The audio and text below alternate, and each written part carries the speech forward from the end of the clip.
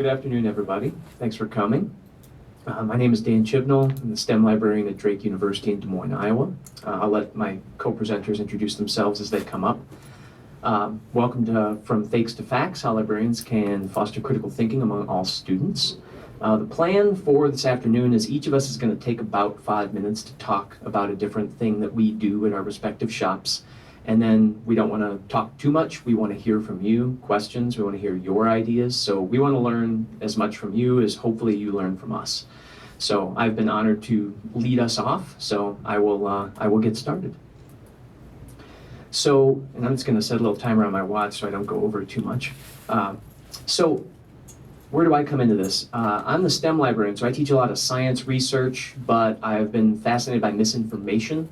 And misinformation is all around us and has been for centuries, if not millennia. And fake news is just one symptom of a greater problem that we've seen rise in the past, say, 20 to 30 years. I think mainly because of technology. So because this is such a topic that covers a lot of different interdisciplinary areas, I decided to develop a course in Drake's January term, or J term. This is an intensive series of classes that Drake offers every January for sophomores through seniors. These classes are taught 3 hours a day, every day, for 3 weeks. So it's a lot of work for both students and faculty members. But it's great because you get to cover a lot of different topics in the courses that you teach. So my course focuses on misinformation, sort of the misinformation spectrum, that fake news isn't a binary problem. It's not like something is either real or fake, which sometimes students are kind of surprised by. And it's very interdisciplinary. So even though I'm the science librarian, we get into things like, misinformation in journalism. What does predatory publishing look like in the sciences? Blacklisted journals. How does this fit into being an engaged citizen? The course meets 2 areas of inquiry at Drake University, which are information literacy and engaged citizenship. And so the students can come in and get both of those under their belts. And so I try to tie that in often of information is such a crucial aspect of being a citizen, not just for your profession or your major. Because if you're going to be engaged in the democratic process, you have to have quality information to do so. So it's very interdisciplinary in nature, which I really enjoy doing. And one of the other things that I focus on a lot with the students is I ask them to reflect and write a lot on their own personal information consumption and information behaviors. So we read a lot of studies that look at both social science and science on how the brain works, cognitive biases. That's some of the students' favorite things. We get into psychology a little bit and look at things like the illusion of explanatory depth, what confirmation bias is. We look at logical fallacies, how to recognize them, how to actually come at them once you recognize them, and how you can sort of have an argument with somebody about those. And so I want them to be aware of how they consume information on a daily, weekly, monthly, yearly basis, because I often make the analogy to food, that every day we make decisions about what we put in our mouths, but we don't really make decisions about what we look at or listen to. We just sort of hear it, see it, and then we don't think about it. It just becomes sort of like Doritos of the mind. And so it can sort of, overload your brain after a while. And so, glad you like that. Yeah. So we cover a lot of ground in our 3 weeks together. And, we also look at emerging things like deep fakes, the ability to fake video these days. But I really also want them to look at the impact of social media and technology and how the speed at which we get our news and information in the 21st century has a direct effect on how we consume it and how we analyze it. Because we look at things like Twitter and memes, that has a direct impact on whether or not we're actually thinking about something. So we tend to look at information now as more of a symbol rather than something that's read and actually thought about. And so that kind of creates a whole new conversation about how does that affect our minds and our thinking. And so we also cover a few things too. I work things in from the ACRL framework, especially searching as strategic exploration. If you're not familiar with Mike Caulfield's 4 moves, ways of sort of finding things, moving upstream, going back to the source, lateral reading. We look at all these kinds of techniques, and it's a very active learning course too, because I want the students to try these things and not just listen to what I'm talking about. So we try to critically reflect on a lot of social, economic, and political issues too. We do talk about the elephant in the room, which is President Trump, because this conversation kind of got started because of his election. But we do it in a very good way. It's very objective. We don't get into giant mudslinging political fights. But overall, the students get very engaged in it because it's a course that they want to be in, and they come from all different majors and disciplines. So it's a nice mixture of ideas and perspectives when the students come into the course. So that's my course, and now I'm going to hand it off to, I think Kiren is next, is that right?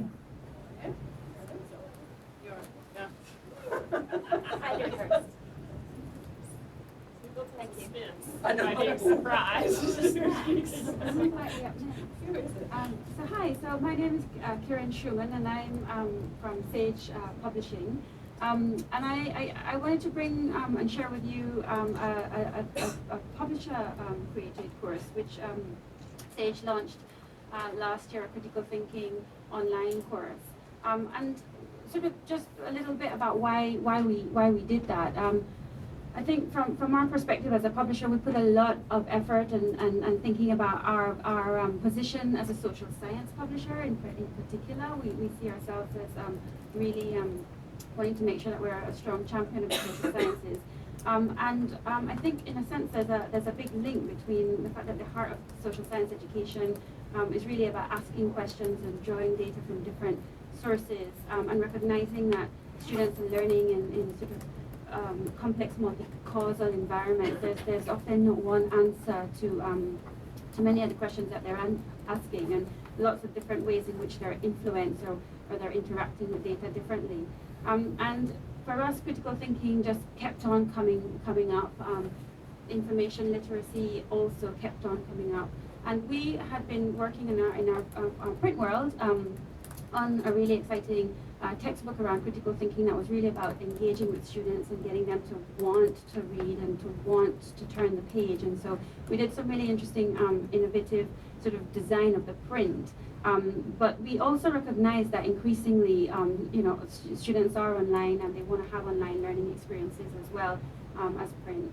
And so we work with our author, but also adding alongside that an instructional designer that could really sort of think about how the students' experience of learning online was going to require a different response from us. And as many of you know, and I saw Inside Higher Ed recently published a new report talking about how increasingly instructors are, engaging more and more with delivering online courses. So we wanted to experiment with this online course. And the way in which it's designed, I think, is also quite fitting into some of the key issues around what critical thinking, how to help critical thinking. And a key area around that is self-regulation. Students need to learn how to set their own time frames, how to plan their own study. And this course really allows them to wholly engage with it on their own. It takes them through, but they can stop and start again and so forth. But they don't need an academic instructor to help them. This is just for them to do in their own space. So they get to self-manage. And also, I think what we wanted to do is, I talked about this sort of innovative print, but we wanted to really chase student engagement. That was one of the challenges of the online world for us. So strong visuals, really clear, effective writing.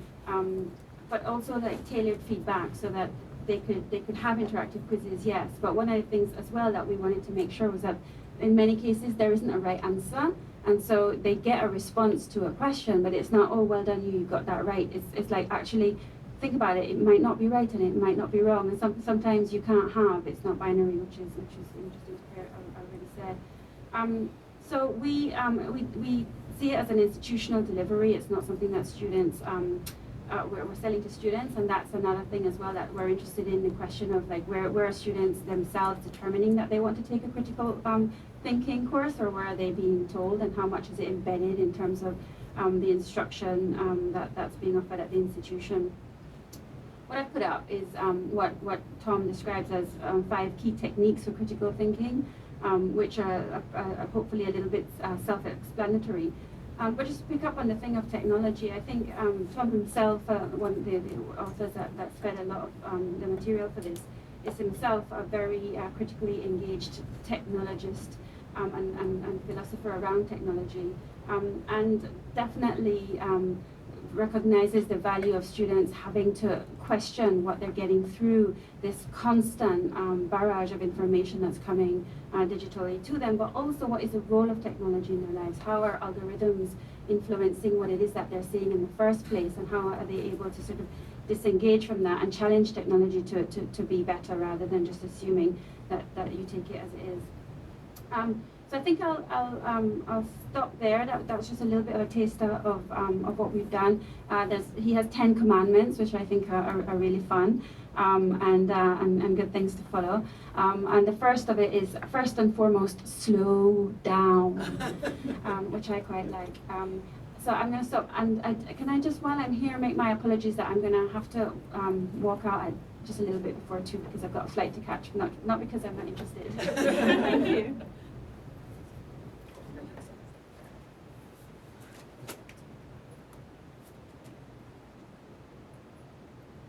Okay, hi everyone. So can everyone hear me okay? Fabulous. All right.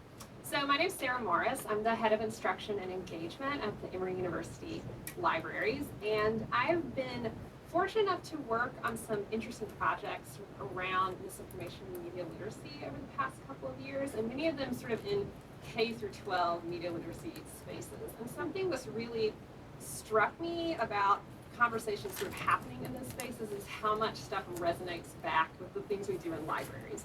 So in media literacy, journalism education, digital literacy, they might be using slightly different terms and phrasing things in different ways, but everything really connects so strongly back to information literacy, critical thinking, and the types of stuff and types of instruction we've been doing for a really long time in libraries. So I started my role at Emory about a year ago, and I've been thinking a lot about exploring those interdisciplinary connections and thinking about how we can sort of leverage and strengthen things we already are doing really well in libraries, for instance, teaching students how to evaluate resources, and how to sort of connect that into conversations and trends happening around media literacy and misinformation right now. So I just want to talk about a couple of sort of things we're spinning up right now. So it was really great hearing about Dan's course, because I'm doing one myself at the moment. So I developed a course on misinformation through our interdisciplinary studies program at Emory. And just for context, this is a 1-credit class, and they're designed to be really interdisciplinary. They meet 10 times during the semester. You don't have a lot of homework in it, so I don't have a lot of grading, which is lovely. So we kind of treated it as a snapshot into different facets of misinformation. So we had 2 sessions on health misinformation, and then we had 2 on conspiracy theories, and we brought in political advertising and propaganda and influencer culture online, particularly connected back to health misinformation. So it's been really interesting to kind of explore these different facets and have these conversations with students coming from all different disciplines, connecting with faculty across campus. And I think too it's been helpful to sort of help faculty see how the library can play a role in these conversations, and for me to kind of take this back and think about how can I feed some of these trends and ideas into our instruction program at Emory.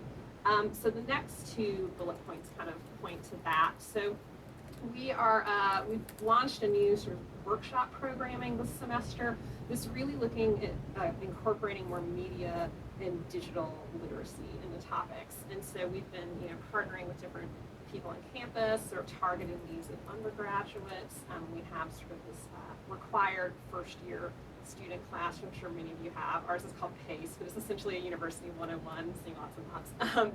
But we've been putting in more sort of digital literacy skills, media literacy skills, and then just helping them think more about the research skills they might be learning and experiencing at Emory, how that can connect to other facets of their life, how that can be transferable, and how they can take that with them, how the media they encounter every day is coming into play here, and how information literacy skills can just help them navigate these different 21st century information and media ecosystems, whether it's for a class assignment or just they're on Twitter and are reading the news and trying to stay informed and be informed citizens for an election.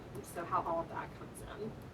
The last thing is we're really trying to think about more shared resources to help librarians explore misinformation in instruction sessions, particularly one-shot instruction sessions, which I'm sure, like many of you, that is something we have a lot of. And it can sometimes be challenging to think about how to pull some of these trends and conversations and things in when, for instance, you might have a faculty who says, okay, we have this research assignment, they need to know how to use this database, they need to know, all these things. So how do you sort of carve out space and time for that? So we've been playing around with different lessons that kind of, pull on what things we might already do, but bring in sort of misinformation as a topic. So for example, I have a lesson on conspiracy theories, but it's sort of fact-checking conspiracy theories. So you're pulling in ACL framework ideas, you're pulling in evaluating sources, but you're just giving them information that's maybe like non-scholarly, they might be encountering it in different ways, sort of tugging on some of those strings and pulling that in. Another thing there that I'll just mention in closing is we've been truly trying to partner with other people on campus. So I've been fortunate to work with our Honor Council office recently and thinking about ethics of information and avoiding plagiarism and how that comes into conversation sort of with trends around misinformation, fact-checking, media and information literacy.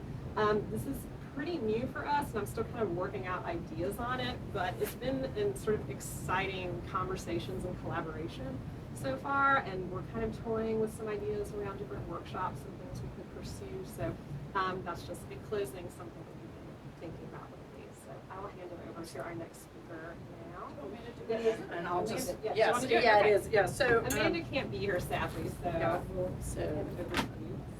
Yeah.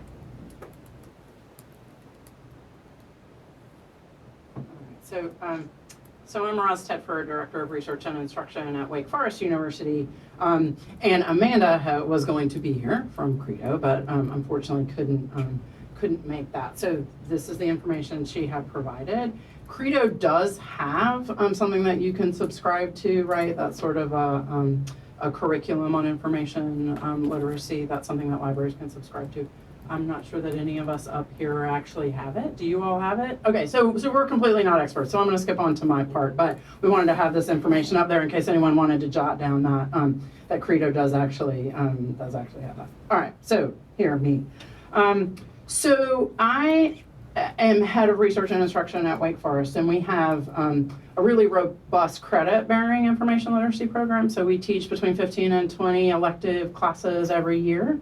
In information literacy, a whole variety of subjects. And then I'm also the politics and now English as well, subject specialists for that. So this sort of intersection of information literacy and political discourse is sort of my sweet spot.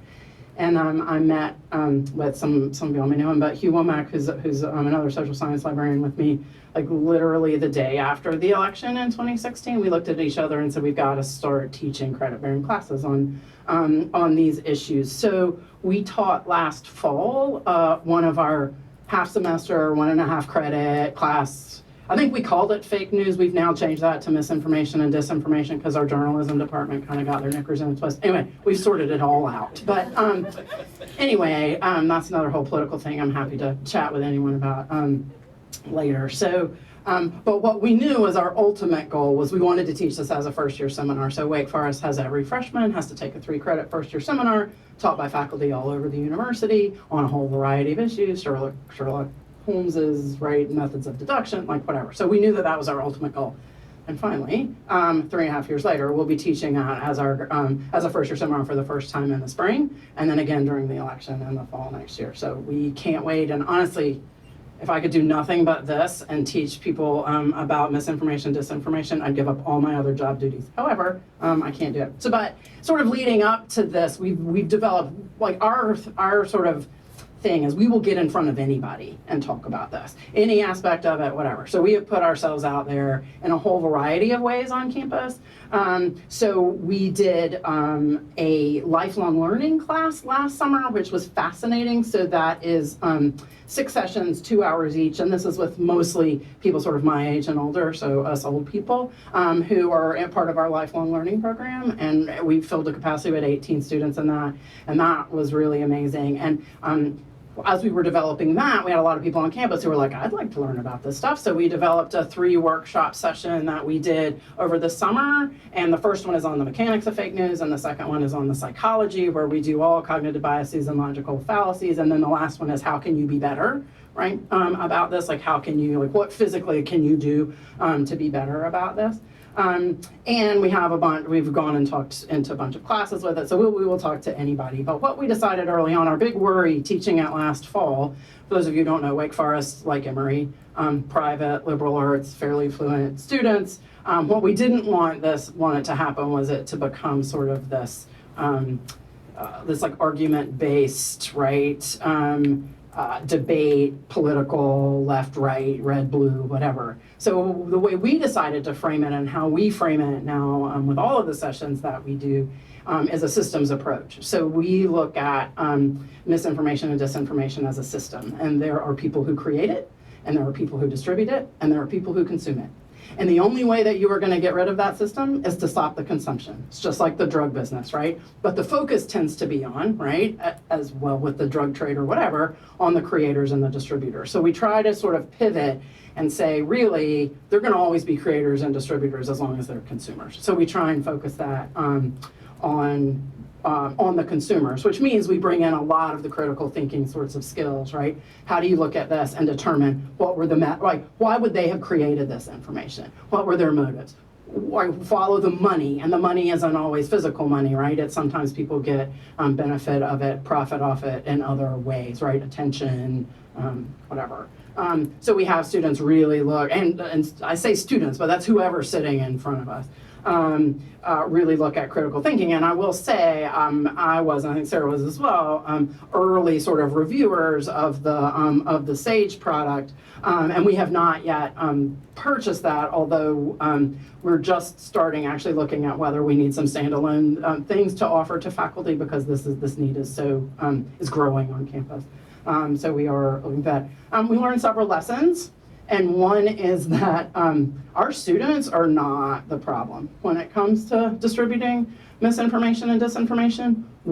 Our generations are the problem. Our students don't consume news, right? So they see what flashes in front of their streams, but they aren't, right? So you get more bang for your buck in some ways when you can get in front of audiences of other adults, whether that's faculty, staff, whether that's talking to your community in terms of, I mean, our students don't even have Facebook. The last time I was in class in front of like 27 students, one had a Facebook account, right? So and they don't have Twitter either, right? So Gen Z is not Twitter. They have Instagram, they have Snapchat, they have group chat. They circulate their information on group chat, which is a much not darker in a bad way, but you can't see into it, right? It's not transparent to see the kinds of stuff that they're doing. And so we maintain now a giant Zotero database of all of our sources. And we are actually working with our web person to see if we can turn that into a LibGuide. But what this QR code, if you want to do this, will take you to the LibGuide that we did for our lifelong learning class. It will, it has a lot of the resources, but we are having students listening to podcasts, they're watching YouTube videos, they're reading news stories, and then we bring in some of the academic stuff. So we sort of have that across the board. The other thing we found that is tricky, and in a minute, and I didn't say this at the beginning, I'm going to start the discussion because I'm the last one. And the first question I'm going to ask you guys is, if you could wave a magic wand and have everyone learn a new skill, right? Change their behavior, be different in this world of misinformation, like what would you change? The one thing, if you could wave it. And I'll start with that, and y'all can think about it while I finish up here. And I would start with them having an understanding of how algorithms work and how the illusion of choice that exists in our interfaces makes it seem like they are in control of the information they're consuming, when really none of us are in control of that. And algorithms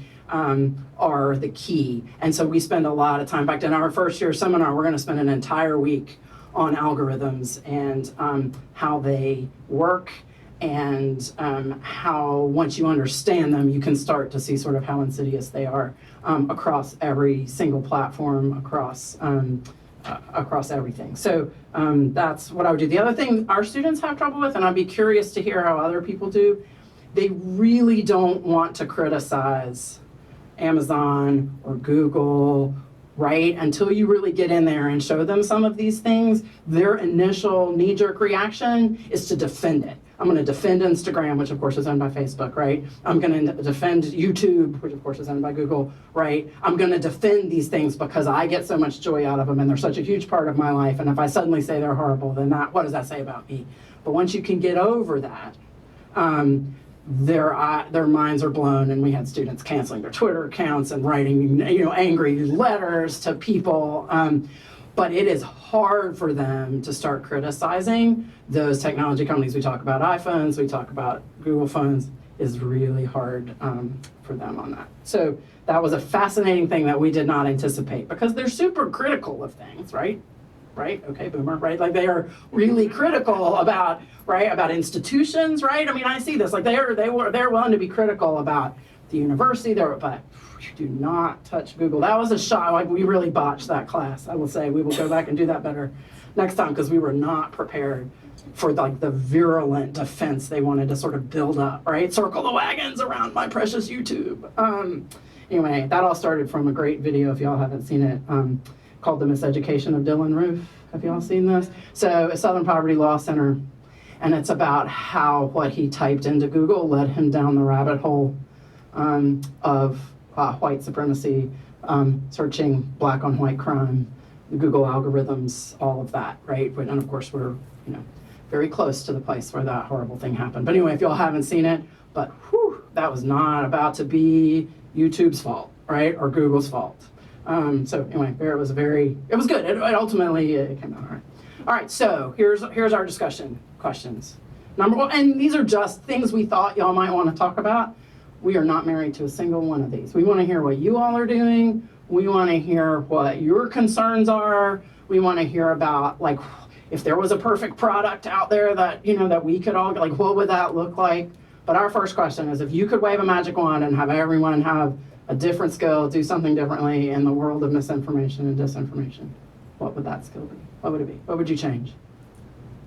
It's already took the algorithm one. Yes? The fact that people are wedded to the idea that if it's coming from that person, it has to be true and it has to be right. Right. And that's Yeah. endemic. Authority. It's endemic throughout on all sides. They have people they trust and they have people they don't trust. Yeah. And the opposite is true. If it comes from that person, you can't trust a single thing. Yeah, that's a written. We need to be take down these notes, Kiren, because that's really good. Yeah, we talk a lot about authority and yeah. It was mentioned slow down, deep thinking, engaging with Yep. text longer than swat. Yeah, that's a good one. Yeah. To expand on what someone, the first person, to read widely. Read things that you would not normally read. Yep. Right, and one of the things we talk about, and I'm sure you all do as well, is the difference between push and pull technologies, right? So pull technologies are when you have to go to a place, right, and you have to pull that information, right, to you, and push is when people push them to you. So that's notifications, right, all of that sort of stuff. And how do you tailor what is pushed to you, right, in a way so that it allows you to read louder, right, read. So if you're only pushing things that agree with you, then that's right. Then you can have every app, every news app that you want on there. But if it's only pushing certain things, that's good. Yeah. What should we do this? Should we pass it? I am so microphone illiterate. Can we just pass the whole thing? Really loud, so. Yeah, but they're also recording, so Right, I think. We should probably repeat. Yeah. Yes, it's probably good. Yeah. Good point. Is this coming out? There we go, Blake. There you go. And we can wander around with it that way. I just wanted to respond to a couple of things I already said about things being familiar and then the push-pull thing. We actually read a couple of studies that look at people, and that's exactly true. People tend to have an initial attraction to things that they recognize and are familiar with. So if they see the interface of a site or they see something in print and their mind recognizes it or they think it looks familiar, there's almost an automatic lean to trust. Whereas if they've never seen it before, never heard of it before, there's a lean to not trust. Now, they could change their mind, but if they see it and they're like, oh, this is the New York Times. I like the New York Times. I'm going to read the New York Times. And so, yeah, and it's that instantaneous little impact thing, right? It's not a quiet, slow down thinking. And then push-pull, we talk about how, I asked the question on day one, how did people receive information 50 years ago, right? TV, radio, newspapers, word of mouth, right? And 3 of those are basically one-way transactions. Right. You can't interact with the TV, the radio. You can change the channel, but there's not much else on. But nowadays, because you can have things pushed to you, Even have comment sections. right? Yeah. So then, yeah, you get your little echo chamber, and it all happens that way. Yeah. The New York Times example and what you mentioned earlier where people just, oh, it's from this, so they trust it. So I did an activity once where I had an article in the Times, was not bad, it was by a climate change denier. And I left like New York Times header up there and everyone's like, oh, it's the Times, it's totally fine. And I did it again with another group and stripped it, so they just had the text and the person's name, and suddenly they're like, this guy's totally whacked. Like, it's like, climate change denier, we hate this. And I was like, yeah, I was in the Times, it blew their mind. And so it's just, yeah, I've started playing around with a lot of mindfulness education stuff within this context too, to kind of check like your knee-jerk emotional reaction, getting back to the slowing down idea. And I mean, I think the psychology of it you just highlighted is really fascinating as well. Yeah. Anybody else have another? Yeah. I think in relation to this, particularly the first suggestion, I would say asking better questions, and why not I mean asking more probing questions, and also not assuming, not making assumptions. It's, as you were saying, very easy to assume that someone's right because you make a quick connotation or connection that it's a reliable source. But also, sometimes I think when we consume information, we don't actually know what the other person means, but we assume we know. So asking what's more, like not assuming that we know. Yeah, not assuming. Yeah, we do an exercise that actually I'm now writing a book chapter about, where we hand out memes, right? And so these are memes that have purported facts on them. So not political meme, like, you know, whatever. Like the one you've seen with the wolves and the wolves walking through the snow, right? And how they put the oldest wolves in front. It's total crap. It's totally not how wolves work. Anyway, so we give them these. There's one about like cream of tartar for migraines, right? And you know, and we hand them out, and they're these little, you know, knee-jerk things, and we talk about, and we make them go out and fact check them, and figure all that stuff out. But when they're in that meme format, there's something about that format that makes you want to trust them. And then I see, and I'm just going to say this right here. One of the things we preach all the time is to never start a post or a tweet or anything with, I don't know if this is true, but. And I think I've had people unfriend me for like, I have like librarian friends, and I'm like, really, are you really gonna like share a meme and be like, I don't know if this is true, but what's the harm? And I'm like, the harm is, right, that everyone starts thinking that any source of information, right, is accurate. So yeah, so that, I think that's very, yeah, the interesting thing about we talk about the halo effect, right, which is a cognitive bias, which is if you like one thing about someone, you're more likely to like other things about them, which totally goes with this, you know, I've decided I like this celebrity, or I like this, like whoever, and so because I like their music, if they suddenly come out with political views, then I'm more likely, right, to like those political reviews. Not that that ever happens with celebrities coming out with political ideas, but right, who would do such a thing? But yeah, so we talk about that, and part, I think, and y'all can talk about how you talk about cognitive biases, but one of the things we point out is just remembering that they exist and having them named in a workshop. I have students, or not students, but people on campus stop me all the time and be like, oh my God, like, you know, I just saw this great, you know, example of the shotgun effect, or, you know, whatever. Like just sort of bringing them back into people's minds that this is what they are.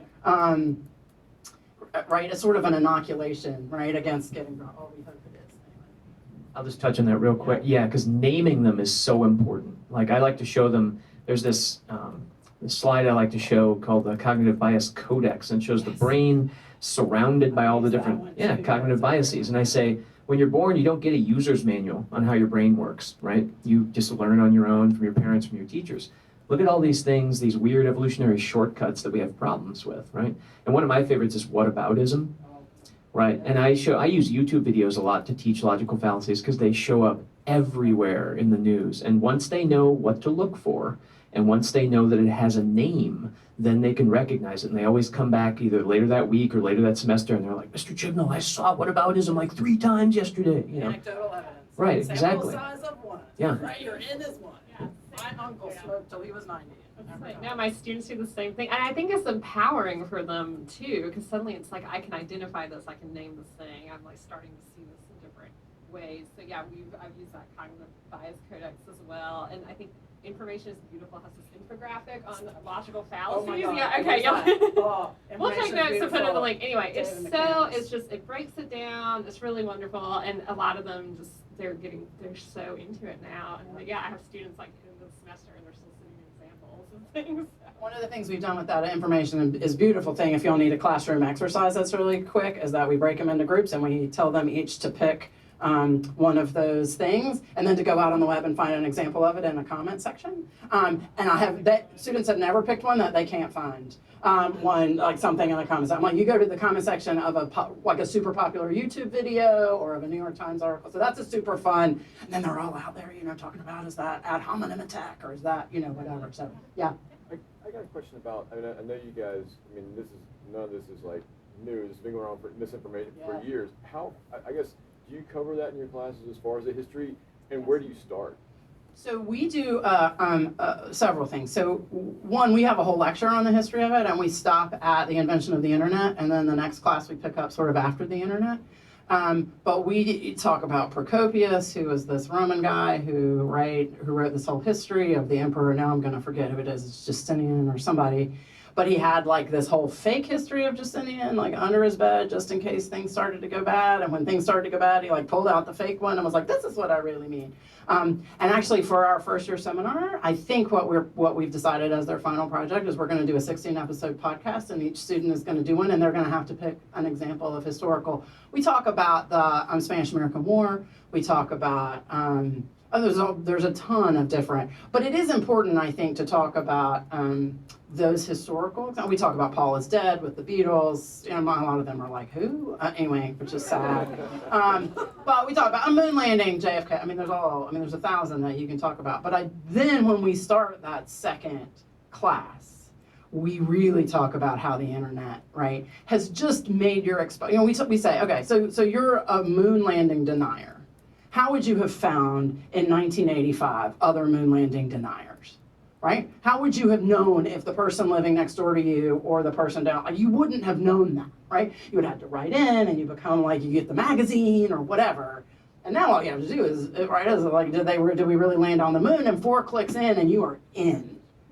So we talk about how the internet has changed that. So it's important to know that it's not new, but it is exponentially easier to transmit, right? And more nefarious, I think.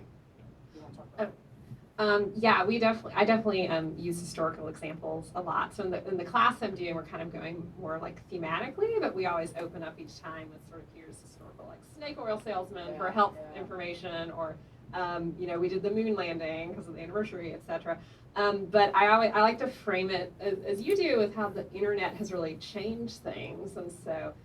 We did an activity, we're tracing a conspiracy theory through time. So we used Roswell, because that was a newspaper thing, but then it had this resurgence in the 70s around Watergate, and then it came back again in the 90s, and the X-Files, and now it's on the internet, and the Storm Area 51 meme. And so you can just trace this legacy of media types and how it influences. And just one other thing I found helpful is sometimes that can be a way to introduce it in a sort of non-contentious or non-political way, because they're older examples, and so people are like, whatever, I'm not really invested in Roswell aliens particularly, but whether Paul McCartney exactly. died or right. So that can sometimes be helpful, especially if it's like a drop-in thing or a one-shot, and you don't really know the room, and you're trying to introduce the topic. So that's a really great. One of the books that I have used in the past with my course is a relatively new one by Kevin Young called Bunk. And it's not an easy read, but it's a really good history since about the American Revolution, of examples of what he calls hoaxes, humbugs, fakes. He has many different names for it. And each chapter is sort of a different decade or incident sometime in American history where basically people fell for all kinds of crap. And it's really fascinating to see things repeat themselves over time in different generations. And he goes all the way up to the election of President Trump and everything. He even has an epilogue where he talks more about that. But again, it's the same thing. They're not invested in it, so they look at it, and it's funny because sometimes they're like, "How could people be that stupid?" And then it's like, but then they believe something. Yeah, exactly. You're like, hello, person who thinks that wolves walk like that. Right. But the oldest person. Also, I'll just end with that wolf meme. As a science librarian, I hate that so much. Oh yeah, every time I see it, yeah. And there's one about dogs doing something to show they're happy. What is that one that we have? That they do, and I forget what it is. Yeah, and it's so stupid. And like, there's no animal science that backs it up at all. Yeah. I was just gonna say, I didn't realize this till this summer when they started showing all the moon landing stuff. Yes. That when they actually showed it on TV, it was a fake. You know, that's what people saw because there were cameras there. Right. So I always thought, why do people think this is fake? I don't understand. And now I go back to season 1.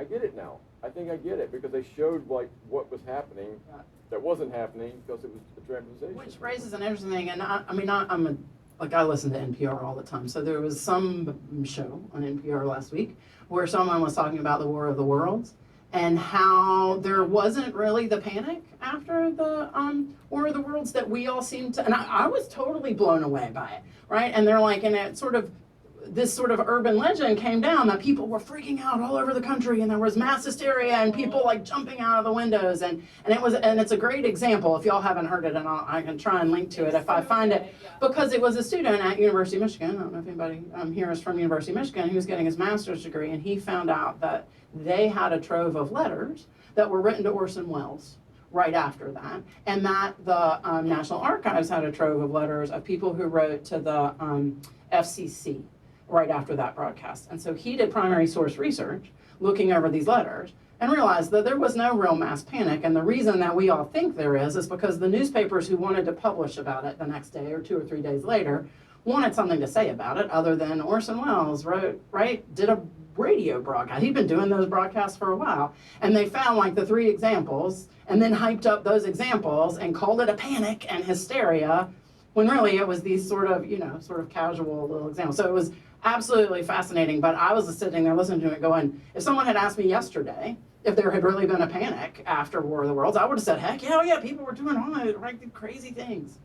So anyway, so it's a great example too, because that's one that they don't have emotional attachments to as well. Yeah, we do a whole class on a whole week. In fact, in the first or summer, we do 2 weeks on conspiracy theories, and we're gonna have them do sort of group projects, and we're gonna have them do them around the sort of the non-political ones, right? But we do have them listened to. There's a great Pizzagate podcast. I don't know if y'all, was it Reveal? I forget, it was Reveal or whatever. And there's another one on the Internet Research Agency and flash mob outside of the Cheesecake Factory in Florida. Anyway, so we do have them listen to some of those that are about things that happened, but then when they do the project, we have them do them on less emotional ones. Yes. All right, who else? Question, how do you deal with do you, and if you do, how, do you deal with situations in this conversation where you have disreputable peer-reviewed information that comes out, MMR, chocolate is good for you, what do you do? Yeah, you want to start with that? I mean, I can talk, so we have a whole section, and we've been teaching this sort of stuff for a while on what we sort of call junk science-y sort of stuff, right? Which is how poorly journalists report on actual scientific information. But the other one we do is I do a whole lecture, and I've done this in a wide variety of different things, where I trace the whole anti-vax, like the whole chronology, the whole timeline, right? Who he was, the fact that he was hired by a law firm who was suing the company, that he had a patent out, right, for a new MMR vaccine, like all of these sorts of things, which then leads you into, so I think, part of the problem, right, when you're teaching 18 to 24, like they are black and white thinkers, right, and that's the nature of being 18 years old. And so once they, my fear is always, we'll give them 5 examples of really bad peer-reviewed research, and then they'll be like, well, you can't trust anything, right? I might as well trust, whatever, my Uncle Joe, who, right, says I should take cream of tartar for a month, or the wolf meme, or an influencer, right? Goop or whoever. So So I think there's a real fine line, and I haven't mastered it yet, and I would love to hear what other people do of this, just because there is examples out there where peer review has gone wrong, and there are, right? It is not perfect. Don't let the exception make you question the rule. Does that make sense? And that's actually a sort of an important life lesson, right? Just because someone who you love does one thing, right, that isn't perfect, or, you know, and we're trying to figure out how we're going to work in cancel culture into this conversation in the spring, because I think it is a part of this bigger conversation, right, which is rumors start about what someone has said or done, and then suddenly there are, right, which is not to say there aren't good aspects of that culture as well, because I think there are really good things. So it's a gray thing, right? And helping them understand that there are gray things out there is also part of our jobs on college campuses, but that there can be resistance. So my fear with the whole, and I'd love to know how you do it, but with that starting to question peer review, is then they're suddenly like, well, why don't I even have to do peer review? I'm just gonna go to Wikipedia and talk about it. So do you address that in your class? Yeah, a little The bit. peer Well, review thing? peer review, and I do something similar. We start by talking about Andrew Wakefield, and Yeah. with the Lancet piece and everything, and we go through the chronology of that because it's important to start at the origin. As a science librarian, one of the things I tend to do, because I do get some science students in this course, but I get a lot of non-science students too, and so what I think is incredibly important is to help them understand the structure of how information is created, so the information ecosystem that we call it. Right. We have a lecture on Right, and that there's at its base, there's a big difference between like reading about an event that happened like down the street, you know, something that happened yesterday, versus a study that says coffee will not give you cancer, right? So we talk about the fact that we have to look at many primary studies. We have to look at secondary literature reviews, systematic reviews, meta-analysis. And it helps them to understand that information is created and disseminated and reviewed and processed in a very different way than what we're used to in everyday life. And so when they do see that headline, and this is something I get in more, I teach a course in the spring called Communicating Science, bringing scientific information literacy to the public. Right, and so we take, how do you take technical complex science and bring it to people's doorsteps, bring it into their neighborhoods. And so we look at a lot of things like social media and things like that. But we get into this a little bit more too, yeah, with basically looking at the structure. You know, information in everyday life is different than information how it's processed in the scientific way, yeah. There's a great, there's a terrific, it's Noah, Trevor Noah has a really amazing thing, and it's linked to on the LibGuide that I did, that sort of talks about science and how, and he even goes into the parts about how faculty are not rewarded anymore for replication studies, right? And how, right, and it's a really great, it's about a 19-minute sort of thing, and we sort of break it down into little parts, but it's linked to on there, which sort of goes into this, like we spend time in our class having students go out and draw their own model of the scientific method, because I think we all tend to forget exactly what that is, and once they've got that top of mind, then they can see that each little study is a small piece of a much bigger puzzle. And we do a lot with climate change denialism, and of course one of those arguments there is that they're still calling it a theory, right? And we're also still calling gravity a theory, because theory in science, right, means something different than, oh, I have a theory about, right, who so-and-so is, you know, secretly married to. Yeah. Do celebrity relationship. I do so much celebrity stuff. And they love that. Like, Celebrities are great. Oh yeah. Oh yeah. No, I to echo you guys, I do something very similar with looking at sort of, you know, junk science, but also the structure and like the entire information ecosystem. So you know, tracing something from, say, a scientific study to a very questionable headline in the Huffington Post, where like, oh, the red wine one, it's like, a glass of red wine is the same as going to the gym, and you're just like, okay, well, who's this written for, how did we get this going, etc. So I think, again, having them trace it, but I mean, I share those concerns with, especially with this age group, it can be very black and white in their thinking, and I don't want to turn them all into, you know, nihilistic, like, nothing's true, I can't trust anything. And there are students on our campus that think that, right? That are just like, you can't trust anything anybody tells you. So I try just to sort of front load the conversation and just be very upfront about that and just have that conversation with them. And I don't have a perfect solution to that right now. I'll just add one more thing, and I want to hear from you too. I have this Twitter account I've started using with this, and it's called Just Says in Mice, and it takes headlines, like bad scientific headlines, and adds in mice to the title. So it's like, red wine causes this in mice, and it's just all the studies are like, oh, yeah, I love that. It's great. And so I think it's just a fun way to kickstart a conversation about like media coverage with science and how scientific literacy is so important, because if you don't really understand the stuff, it can be very easy to just take a headline or report in a way that makes it sound very dubious. Actually, I want to ask a question, but Real quick. One other thing I do in both, actually in all 3 courses I teach throughout the year on a regular basis, is we cover pseudosciences. So we look at, and they almost never know what that word means. And so we sort of define it, and then they all have to work on one of them. And and these are things that range from like, flat earth theory, geocentrism, to psychic surgery, all the way, contrails, And so again, it's sort of it's not a binary thing. It's not like something is either scientific or pseudoscientific. It can exist on a spectrum. And so I asked them to sort of look at what are the things that make it look like a science, but then what are the things that make it not science, right? Does it follow, can it predict? Is it tentative? Is it testable, right? All those things. And then I often have them as a group draw on a chart whether or not it's science or not science and kind of where it ranges. But then also, can it have any sort of a positive effect, or is it harmful, right? Like, for example, astrology is a pseudoscience, but a lot of people love astrology. So I asked them, how can astrology actually be a positive? Maybe it helps you reflect on a daily basis about, what you do, Maybe you don't think about it in terms of predicting stuff, but rather, have I helped anyone today? Okay, it's like a poem or something, right? But that's not harming anyone unless you think someone's speaking to you through the horoscope, right? Then you have a problem, right? So I find examining pseudosciences is really important because it helps them to understand what science is, and then these things that sort of masquerade as science. these Doritos are fascinating, aren't they?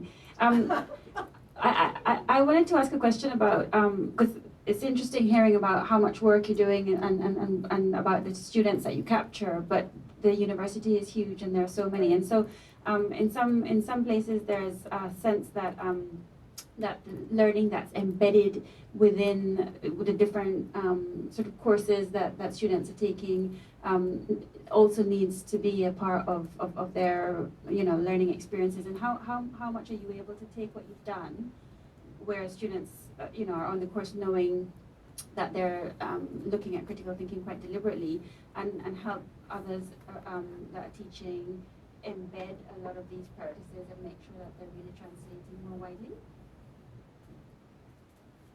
So this is phase 2 of our grand plan. So one of the things we started doing is inviting faculty to these workshops, and out of those, I've had a couple of my politics faculty be like, "Oh, can you come and talk to my students about this?"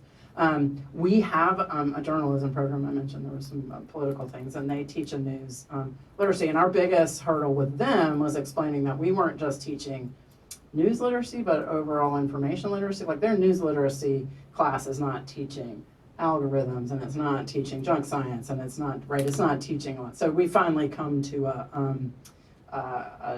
maybe an agree to disagree on that thing. But that we have some other things going on with sort of information literacy audits in different departments, and I think that's something that we really need to start thinking about and working on, because it needs to not just be librarians. I mean, we teach credit bearing classes, but some don't, and it's not, you don't just get it if you go sit in a one-shot, right, and get it. And what percentage of students are we actually reaching in our one-shots, or even our credit bearing? We're going to have 16 students in the spring, and that's it. We had 15 last fall. I'll put my head of instruction hat on, and then I want to hear your question for sure. Do you want to ask it now, or yeah?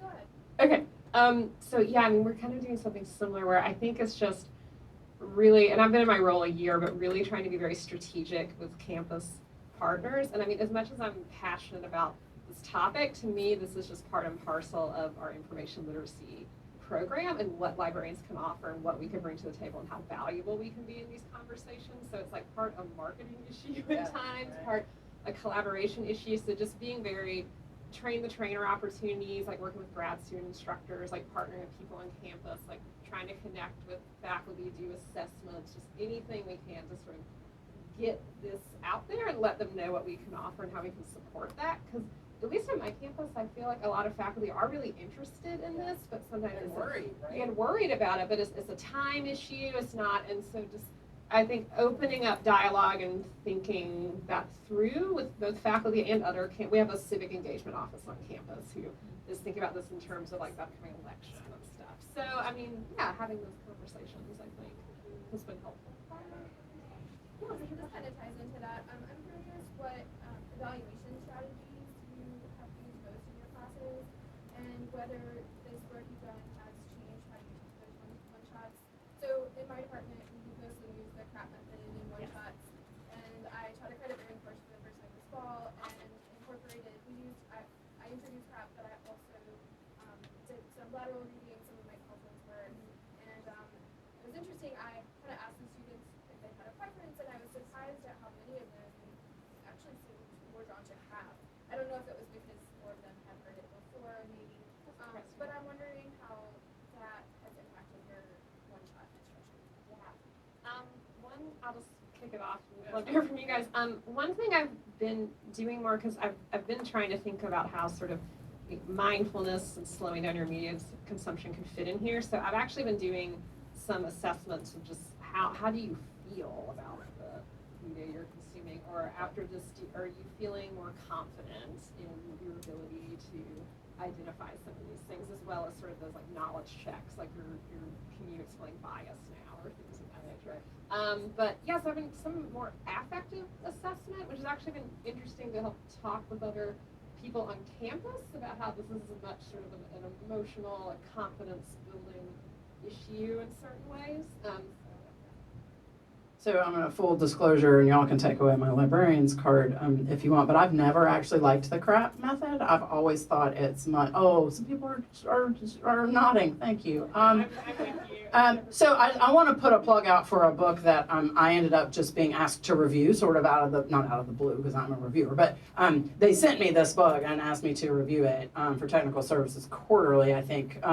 And we ended up, and we're going to use it for our textbook in the spring. I don't know, we might not like it. I don't know, I'm not a huge fan of textbooks, but it's very reasonable. It's called Fake News, Propaganda, and Plain Old Lies by Donald Barkley. And he has a chapter in there where he sort of rethinks the CRAP test with what I think is, and I can't remember exactly, he doesn't name it, but sort of like 9 things. And I think it's a much more nuanced sort of way to approach that evaluation. The way I now do this if I come into a class is, because you have limited amount of time, I tend to focus on the authority, because who they're getting their information from and who they're including in their streams, right, is what I want them thinking about, right?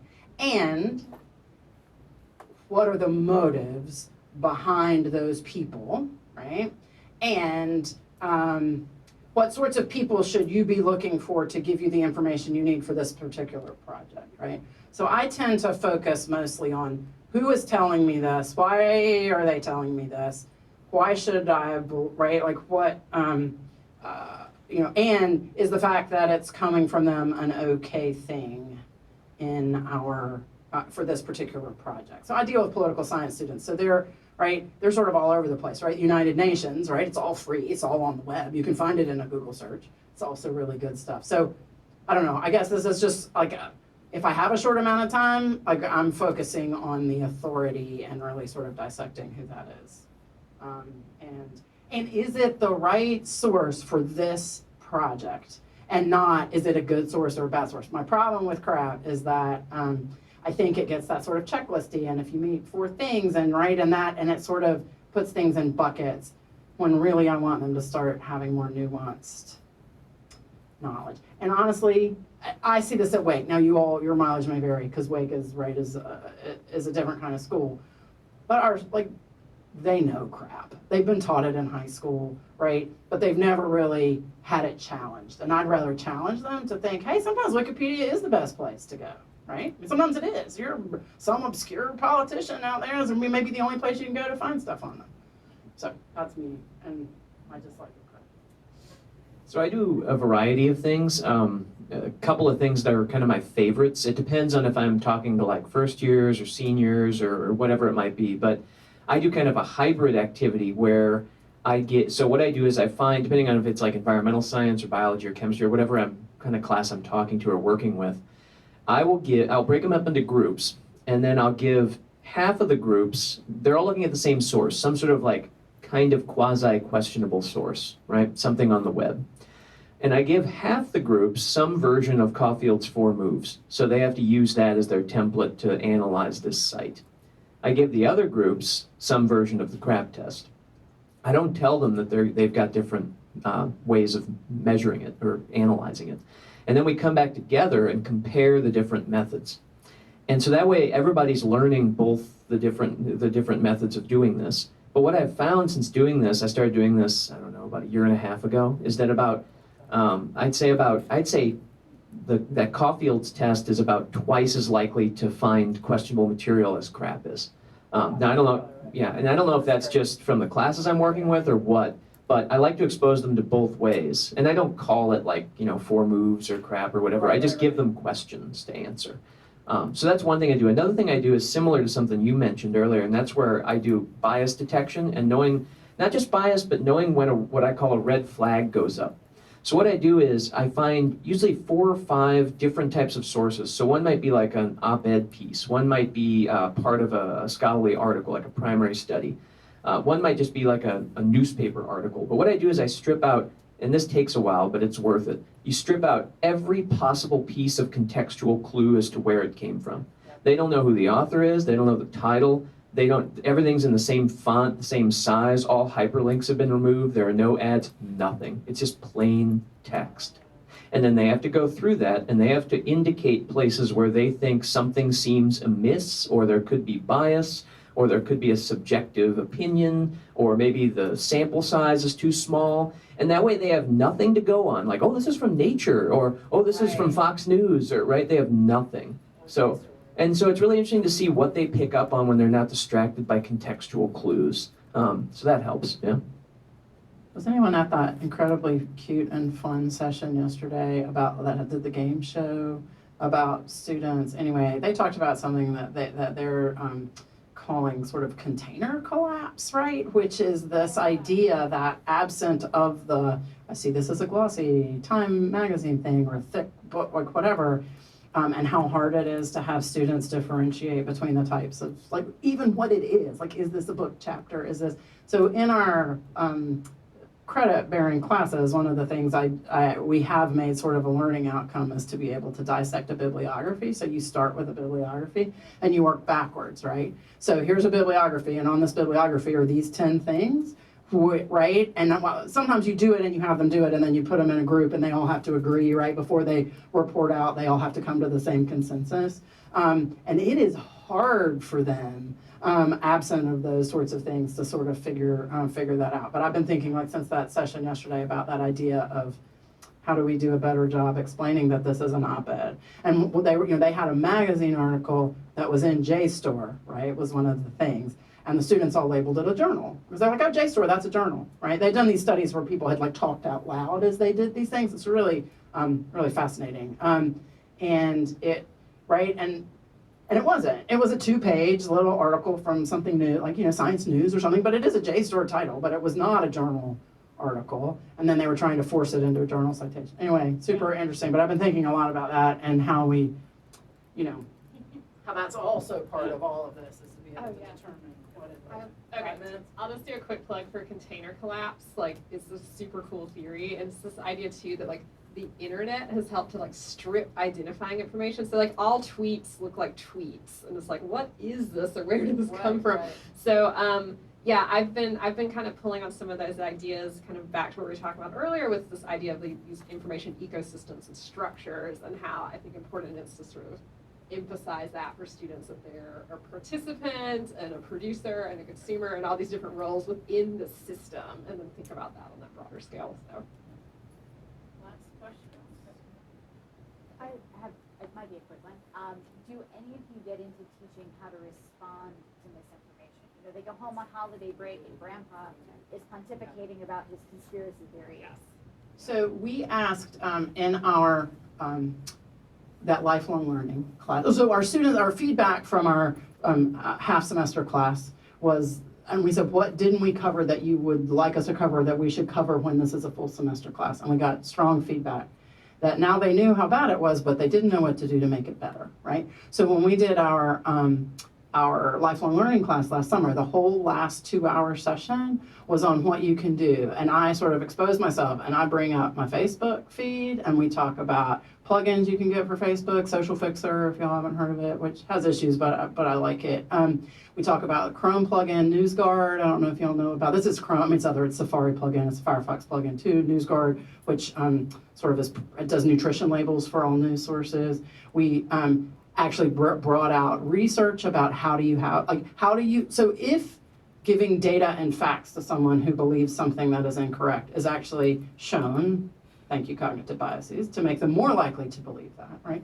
How do you actually have those conversations, right? And there's actual research out there about the most effective ways of having those conversations. And you change people's minds when you have a personal relationship with them. Just let me tell y'all this, you do not change people's minds in comment sections on Facebook and Twitter. I hate to break your heart, but it doesn't happen, right? You need to have a personal connection and you change people's minds, and this we have all learned, when you start the conversation with something you both agree on, right? So you may think X and I may think Y, but we both think Z, right? So let's start with Z, right? So there is actual research, right, on that. But they're hard conversations to have. But yeah, so we have started, and so we're still playing around with what we're going to do in that last week of our first year, because they'll all be going home, right, for the summer, right? But people were super interested in that in terms of, I'm gonna, I have this uncle, this crazy uncle that believes conspiracy theories and, all of this sort of stuff. So you can change people's minds, but you are not going to do it by yelling or calling them names or, right, retweeting. Yeah, it's not going to happen. And it needs personal connections and one-on-one conversations. Yeah. Do you think it's also, I see what you're saying, that makes sense. Do you think it's also about engaging people's emotions? Yes. Because Yeah. I do this sometimes with my mom. She comes up with stuff that drives me mad, and then I start citing all these Right. facts, and she just digs deeper. Right. But then if I... Called the shotgun effect. Yeah, So. yeah. If I actually try to do really active listening, Right. and say, guys, what I'm hearing is this. Right. Try to get to kind of what's behind, and if which is either she is very tired and not feeling Right, appreciated, absolutely. and so she is coming out with this opinion, but actually if you were on another day, she wouldn't even say No. that or believe that. Yeah. And I mean, the other thing about 18 to 24 years, and quite frankly, it extends all the way up to 54 sometimes, right, is that they're not awesome at regulating their emotions or even recognizing their emotions when they're having them, right? They aren't good at naming, oh, I'm super upset because I have this test tomorrow, right, and I'm stressed and I'm just going to lash out at everyone, right? They aren't awesome at that. And frankly, some of us aren't awesome at that. Yeah. Right, absolutely. But when you're just in a comment section, right, you can take all your anger, right, out right there on that person and forget that there's a person on the other end. No, absolutely. No, I love these. I mean, if you do the A in the crap test, I just do the P.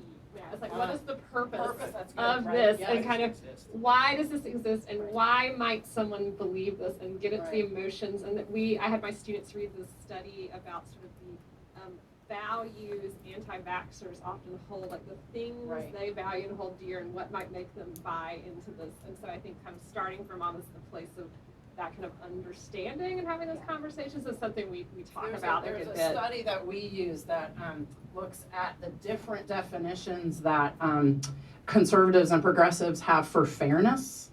And fair for conservatives is everyone getting the same thing. And fair, so if you're given something that I am not given, that is not fair, which explains their resistance to affirmative action and a whole lot of other things. And for progressives, it's to everyone according to their needs, right? But we see the other side's definition of fair as being wrong. And really, when you think about it, they're both actually legitimate definitions of fair, right? But you never get those two sides together until you recognize that when I say it's not fair and when you say it's not fair, we're talking about two different things. Anyway, it's a great study. I'll just, one quick thing, and I hope it answers your question and your question, that if there's one cognitive bias that you should all look up at some point this weekend, it's called the illusion of explanatory depth. And basically, it helps with arguments because it takes you away from emotion. And what it basically shows in studies is that, like, for example, if I asked all of you right now, how many of you know how a toilet works? A bunch of your hands would probably go up, right? Because you've used one your whole life. But if I asked you to make, right, hopefully. But if I asked you to make a 10-step list as to how a toilet worked, I doubt most of you could, right? I can't even, right? So what studies show when they ask people this is take like a political argument, and you ask somebody, how do you feel about immigration? And they have a very vehement response. But then you ask them, so you're against immigration reform. How would that work? Can you tell me the steps? And what it shows is that when they can't do that, they have less of a strong feeling about it. They go from like a 10 down to like a 6. Because now they have a sudden realization, I don't actually know how this works, right? Now they might not be thinking exactly that, but that's what you're trying to tease out, that there's more to this than what you think. I had that just personal anecdote, this conversation with someone who was accusing a politician of being a socialist, and I asked them to define socialism. And of course what they said was communism, right? And then they were suddenly like, well, maybe that's not so, right? And then you could just sort of see the wheels turning. All right, we're happy to stay around. I don't know if there's anything in here after us, but y'all probably have other places to get to. So I hope this was useful. And this QR code will get you back to this presentation. We at least hope for a while, but we're also downloading it onto this, and they will upload it to the Charleston site as well, so that you can get back in touch with that. Thanks for coming. Thank you for coming.